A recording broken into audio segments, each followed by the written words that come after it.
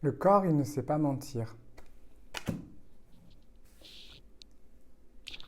On peut mentir avec des mots, on peut mentir avec le silence, on peut mentir avec des gestes qu'on choisit de faire ou de ne pas faire.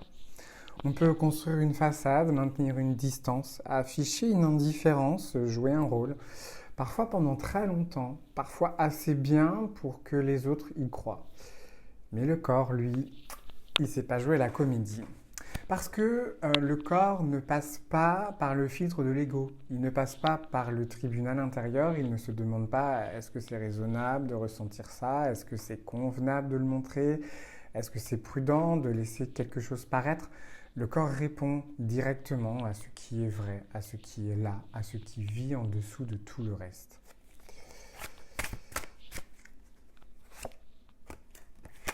Et voilà ce que les cartes me montrent aujourd'hui.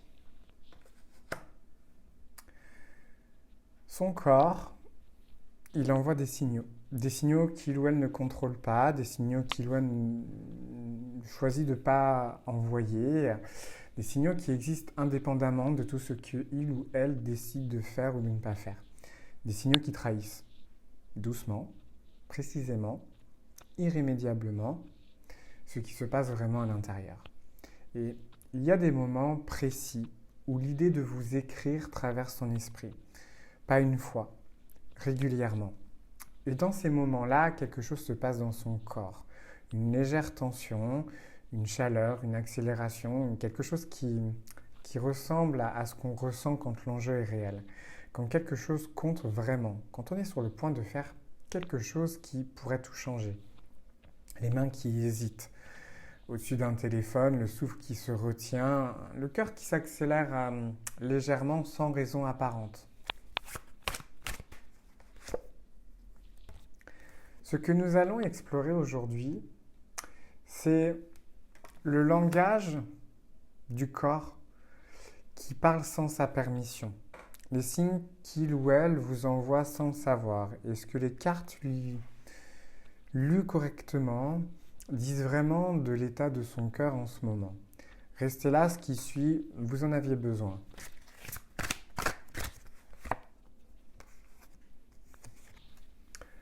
Avant d'aller plus loin, je veux nommer quelque chose. Parce que vous avez perçu des choses, des petites, des détails qui n'auraient rien voulu dire pour quelqu'un d'extérieur, mais qui ont eu ce poids et qui ont eu du poids pour vous. Une façon d'avoir regardé ou de ne pas avoir regardé, au dernier moment, un geste à moitié retenu, une coïncidence un peu trop précise pour être vraiment une coïncidence, un moment de contact peut-être fugace, peut-être les yeux, peut-être une présence sur un socio, peut-être une information qui arrive par un canal indirect et qui portait quelque chose que vous avez senti dans le ventre avant de le penser dans la tête. Et peut-être que vous avez douté de ce que vous perceviez, peut-être que quelqu'un vous a dit, tu interprètes, tu cherches des signes parce que tu veux en trouver, tu projettes ce que tu veux voir. Et cette voix-là, qu'elle vienne des autres ou de vous-même, elle a peut-être réussi à installer le doute, à vous remettre en question ce que vous aviez ressenti si clairement. Voilà ce que les cartes me disent sur des perceptions. Vous ne les projetez pas. Ce que vous avez perçu, votre présence, cette tension particulière, cette façon dont certains instants avaient une densité que les instants ordinaires n'ont pas, ce n'est pas de l'invention. Le corps perçoit ce que l'œil ne voit pas, il capte des fréquences que le mental rationnel ne sait pas encore nommer, et votre corps, lui, il a capté quelque chose de réel. Les cartes, ce qu'elles me disent pour aujourd'hui, faites confiance à ce que vous avez perçu, pas à l'interprétation de la peur en fait, pas à l'histoire que le manque qui a projeté, mais la perception d'elle-même, brute, directe, avant que le doute l'habille de ses propres craintes. Ce que vous avez senti, ça venait de quelque part. Et ce quelque part, les cartes vont nous le montrer, justement.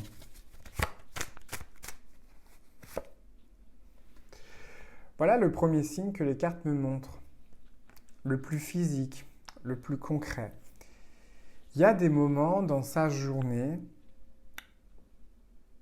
où vous lui revenez. Pas parce qu'il ou elle a décidé de penser à vous, au contraire. Parfois, il ou elle a décidé exactement l'inverse. Il ou elle a décidé de passer à autre chose, d'occuper son esprit, de se remplir de bruit, d'activité, de présence des autres pour ne pas laisser de place à ce qui vient quand il est tranquille. Mais vous revenez quand même. Un mot entendu dans une conversation, une chanson, une odeur, une image, n'importe quelle porte dérobée que votre souvenir utilise pour rentrer sans s'annoncer. Et quand vous revenez comme ça, sans prévenir, quelque chose se passe dans son corps avant même qu'il ait le temps de le contrôler. Une légère contraction, quelque chose qui resserre dans la poitrine, pas de la douleur, pas exactement, quelque chose entre le regret et le désir, quelque chose qui dit cette personne-là, elle n'est pas neutre pour moi, elle ne le sera peut-être jamais. Et ce signe-là, il ou elle ne peut pas le décider, il ou elle ne peut pas le supprimer, parce qu'il arrive toujours.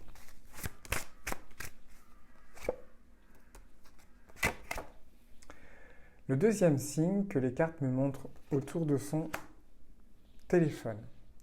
Il y a des moments où il ou elle ouvre votre conversation, ou votre profil, ou quelque chose qui vous concerne, directement ou indirectement. Et dans ces moments-là, son comportement, il change. Il ralentit, il hésite, il ou elle relit quelque chose qu'il a déjà lu, il ou elle laisse le pouce suspendu au-dessus de l'écran, bref, 1 seconde, 2 secondes. Dans cet espace où l'impulsion et la décision. L'impulsion dit écris quelque chose. La décision dit non, pas maintenant. Et ce combat entre les deux, ce moment précis d'hésitation, c'est là que les mains tremblent légèrement. Pas de façon visible peut-être, mais il ou elle le ressent, cette légère instabilité, ce court-circuit entre le cœur et la raison.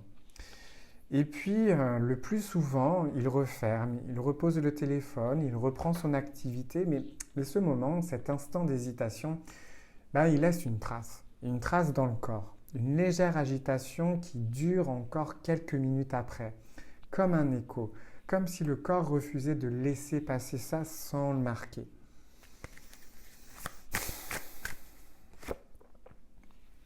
Le troisième signe que les cartes me montrent dans son sommeil, dans ses nuits. Il y a des nuits, pas toutes, mais certaines où quelque chose perturbe son repos. Pas de façon dramatique, pas des cauchemars, plutôt une agitation légère. Un réveil à une heure inhabituelle, 2 heures, 3 heures du matin, 4 heures. Ce moment particulier où le mental filtre moins bien, où les couches de protection que l'ego construit pendant la journée sont moins étanches. Et dans ces moments-là, vous apparaissez, pas toujours sous forme d'image, parfois juste comme une présence, une sensation, quelque chose qui ressemble à ce que l'on ressent quand on a laissé quelque chose d'inachevé. Et que l'inachevé, il refuse de se taire. Et dans ce demi-sommeil, dans cet espace entre veille et rêve, il ne se bat pas contre le sentiment, il le laisse être. Et 1 seconde, 2 secondes, quelques minutes avant que la journée reprenne et que les filtres se remettent en place naturellement.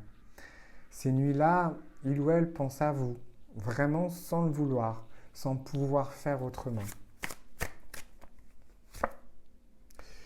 Et le 4e signe est celui-là. Les cartes me montrent avec une précision assez particulière. Il y a quelque chose qui se passe quand il ou elle entend parler de vous.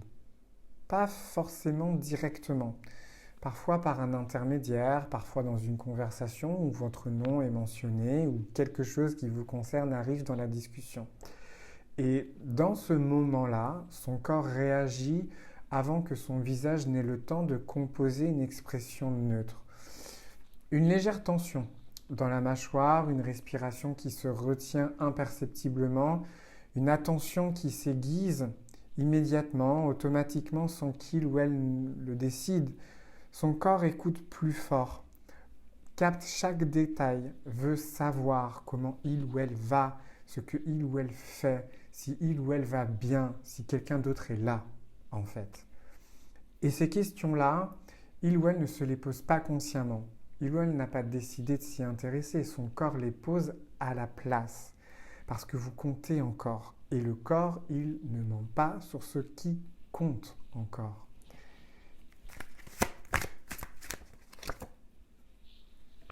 Et voilà le signe le plus puissant que les cartes me montrent. Celui qui résume un peu tout le reste. Il y a des moments où il imagine de vous écrire. Il compose mentalement des phrases, des débuts de messages, des façons d'entrer dans la conversation qui ne semblent pas trop lourdes, qui n'exposent pas trop, qui laissent une porte d'entrée ou de sortie si la réponse ne vient pas. Il construit des phrases, il les ajuste, il les teste dans sa tête.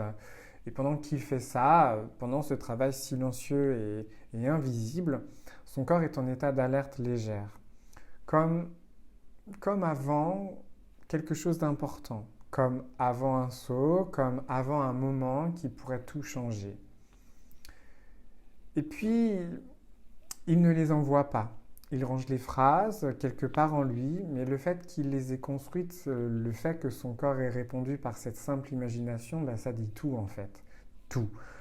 Sur ce qui est encore vivant en lui ou en elle, sur ce qu'aucune décision de surface n'est réussi à éteindre. Et son corps ne sait pas mentir. Et son corps, il vous dit qu'il n'est pas encore passé à autre chose.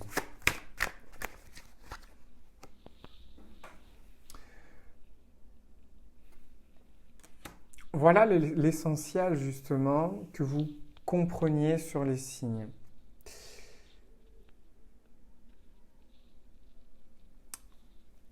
Les signes, ce n'est pas des preuves. Et les preuves, ce n'est pas ce dont vous avez besoin.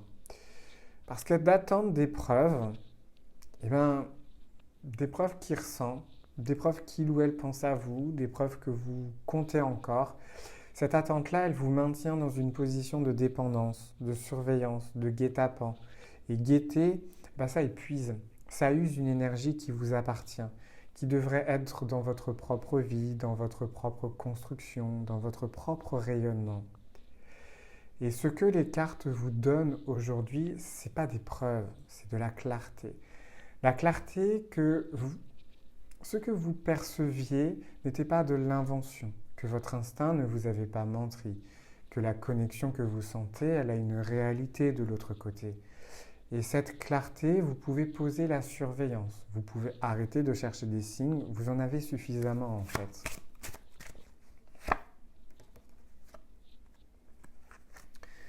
Les cartes me montrent quelque chose de fort sur fond et votre propre corps en ce moment. Votre corps, lui, lui aussi, il parle. Il y a des moments où vous avez ressenti quelque chose, une intuition, une certitude qui passait dans le ventre avant d'arriver à la tête. Un moment où vous saviez, sans pouvoir expliquer pourquoi, que quelque chose se passait de son côté. Ces moments-là, ce n'est pas de la magie. C'est votre corps qui capte une fréquence réelle. C'est une connexion qui n'a pas encore été coupée, même par la distance, même par le silence et même par le temps pour certains. Votre corps vous parle. Il vous dit « cette histoire n'est pas fermée ». Il vous dit « quelque chose se prépare ». Il vous dit « reste ancré, reste présente, reste toi-même, pas dans l'attente dans ta vie, pleinement dans ta vie ». Faites confiance à ce que votre corps sait.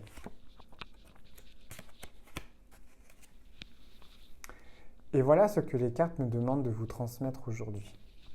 3 conseils. Les signes qu'il envoie sans le savoir, ne les utilisez pas pour alimenter l'espoir. Utilisez-les pour alimenter votre paix. Il y a une différence fondamentale entre les deux usages. L'espoir, dans sa forme anxieuse, il guette, il surveille, il interprète chaque signe à travers la question.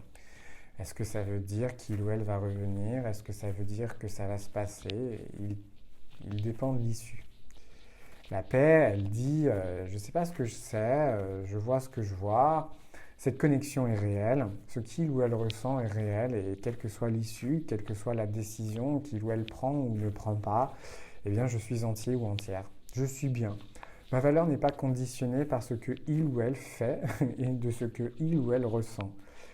Utilisez ces signes-là pour vous ancrer dans cette paix-là, pas pour nourrir une attente qui vous maintient suspendu, pour vous rappeler votre instinct. Il fonctionne, votre perception est juste et vous pouvez avoir confiance de ce que vous ressentez, sur lui ou elle et sur vous-même surtout.